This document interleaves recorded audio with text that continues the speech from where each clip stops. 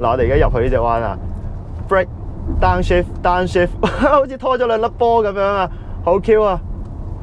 再 down 多下，好得意喎！原來電動車都可以有駕駛樂趣喎，好似揸緊嘅汽油車咁樣啊！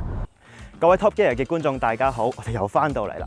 上次同大家試完 Stelvio 嘅 SUV 啊，今次又試 SUV， 但係試啲乜嘢呢？ SUV 電動車，仲有奧迪呢個品牌添，三樣我最唔中意嘅嘢炒埋一碟。咁點解我唔中意呢？就係因為我曾經有幾個好傷我心嘅人呢，都係揸呢個品牌嘅車。其實呢個品牌本身冇乜嘢㗎嚇，咁但係呢，冇辦法出得嚟行，唔通我同阿 Jo 同埋 Simon 講我唔撈咩？所以咧，今次我希望觀眾同我一齊體驗一次，到底我會唔會對 Audi 呢個品牌另眼相看？今次要同大家試嘅就係呢部 Audi Q4 e-tron 40又或者係45系列。嗱，不過有樣嘢咧要同大家講明先。今次你哋見到呢一部咧係 Audi Q4 e-tron 40嘅系列嚟嘅，即將嚟到香港係一部45系列嘅車，佢嘅摩打啦、續航距離啦、扭力馬力輸出啦，都會比呢部車好好多嘅。但係外觀同埋內籠咧都大致一樣，所以 Audi 就叫大家先睹為快喎。如果有留意開呢款車嘅車迷啦，其實都會知道呢部 Q4 係同國外賣緊 Volkswagen 嘅 ID.4 咧係用緊相同嘅底盤同埋摩打㗎。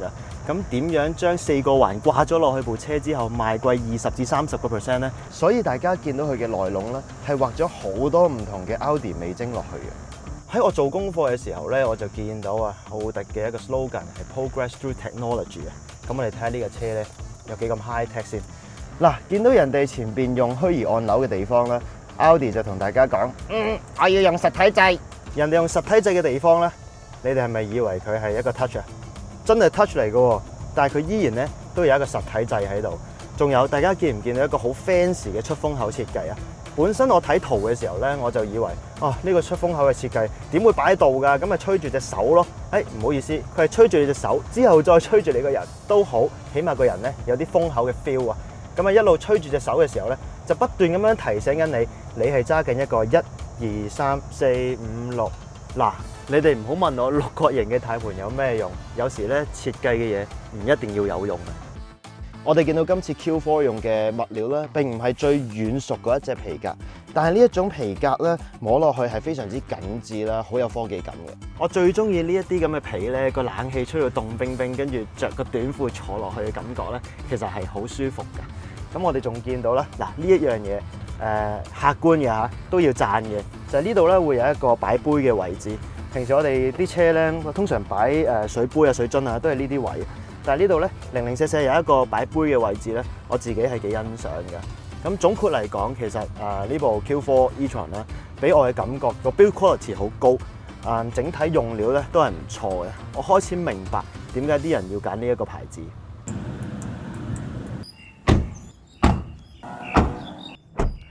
我相信中意 Audi 嘅朋友咧，就係中意呢種歐洲車嘅質感。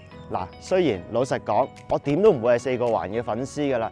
但係不得不說嘅就係，其實 Audi 最近呢一年咧，或者呢幾年設計嘅頭燈咧，我係非常之欣賞嘅。我最記得我第一次接觸 RS6嘅時候咧，佢嗰個走馬燈嘅設計啦，我係真係覺得幾正嘅。咁今次見到其實 Q4 用嘅頭燈咧，都係有翻相同嘅設計概念。咁我覺得咧係靚嘅。反而有一個問題，其實唔單止係 Audi 呢個車嘅車廠，有啲電動車嘅車廠咧，做一個車身設計嘅時候咧，總係好想做翻啲電油車嘅感覺啊！大家譬如話見到呢個窿啦。嗱，係冇嘢㗎，入面係冇窿嘅。其實我唔係好明咧，點解你明知係冇用，你都要扮一個窿喺度咧？觀眾可唔可以話俾我聽？咁第三啦，就係揸開電動車嘅朋友啦，都係會好中意用一個車前箱呢一樣嘢。你未用過嘅，你會覺得冇用，但係當你擁有過咧，你就翻唔到轉頭。咁我哋睇下呢個 Q4 嘅車前箱係點先。OK， 都係當我冇講過啦。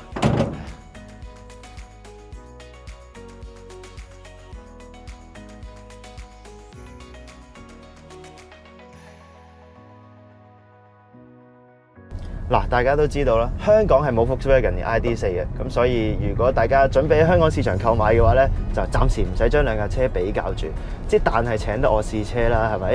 一定咧係要嚼落去隻彎度，先可以話到俾人聽真正嘅感受嘅。一直以嚟咧 ，Audi 呢個品牌俾我嘅感覺係推頭之王嚟嘅，咁可能今時今日已經唔係啦。不過咧喺以前嘅一啲車系入面咧，佢嘅車嘅特性咧係非常之 understeering 嘅。咁今次 Q4 e-tron 40或者45嘅系列咧，同 ID.4都係用緊相同嘅底盤嘅。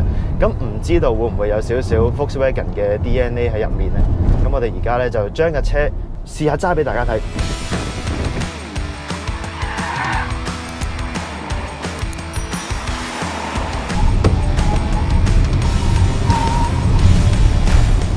嗱，第一個感覺，我唔知點解呢個六角形嘅軚盤係幾好揸㗎喎，黐線！不過個 brake 就有啲唔夠嘅，講真。嗱，大家咧唔好諗住呢架車係 V-Time 神器啊，唔好意思，可能大家要小心啲。以往咧 Audi 呢款車係推頭王者嚟嘅，啱啱我哋都講過啦。但係喺今次呢部車上面又唔係好感覺到，始終咧佢係同 ID.4 分享緊同一個底盤，加上咧佢個電池係喺車底嘅下方。咁所以結構性嚟講咧，嗰架車嘅重心唔會話好高啊，係一定係好低嘅。呢個係所有電動車都係咁樣。架車係第一下 turn in 一定好轉嘅，但係 turn in 之後出彎嗰下咧，係因為架車始終係電動車，有啲重咧係會有少少想波歐嘅感覺。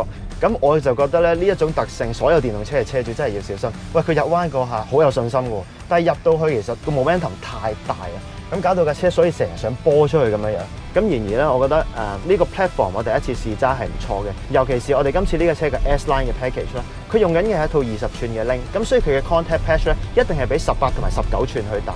我個人認為 ，as 呢個40嘅 platform 嚟講，暫時嘅 grip 係足夠嘅，但係啱啱都講過啦，45將會係有更加大嘅輸出、更加強嘅扭力、更加好嘅續航力。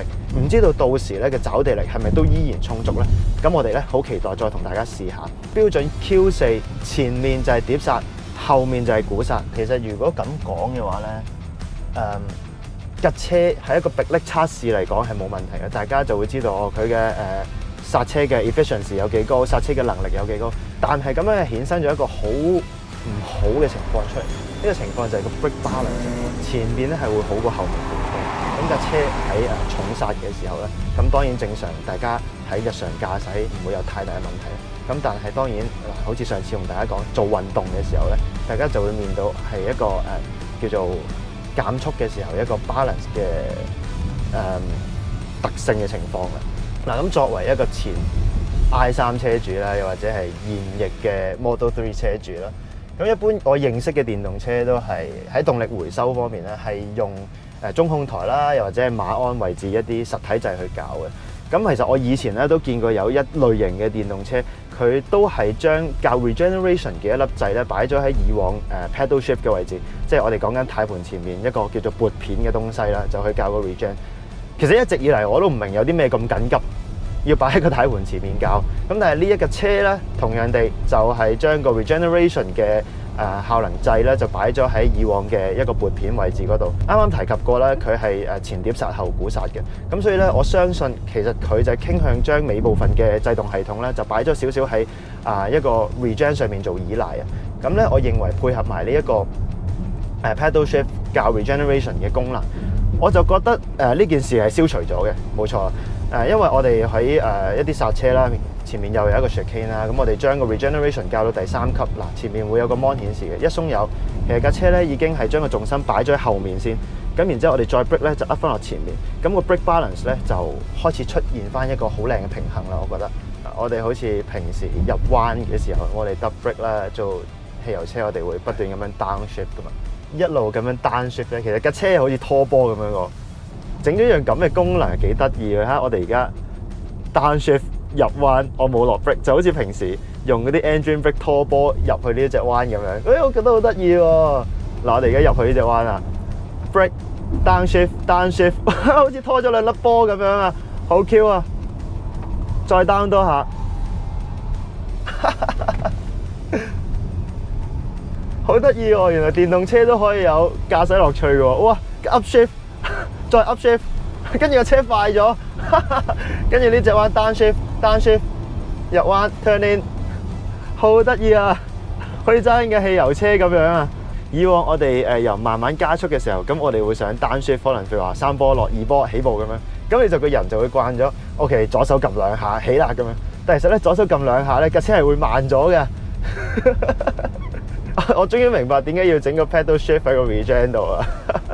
我明白啦。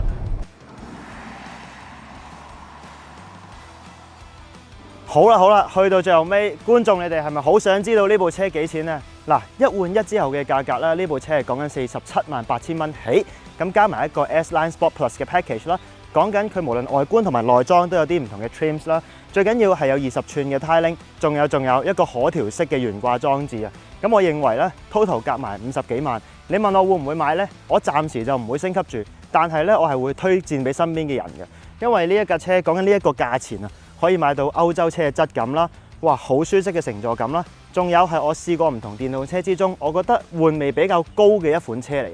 咁所以咧，如果大家有興趣喺呢一個價位揾一部適合自己嘅電動 SUV 咧，我覺得呢一部係一部唔錯嘅選擇嚟嘅。咁唔知大家點睇呢？記得 comment、like、share 呢條頻道同埋影片，下次再見，拜拜。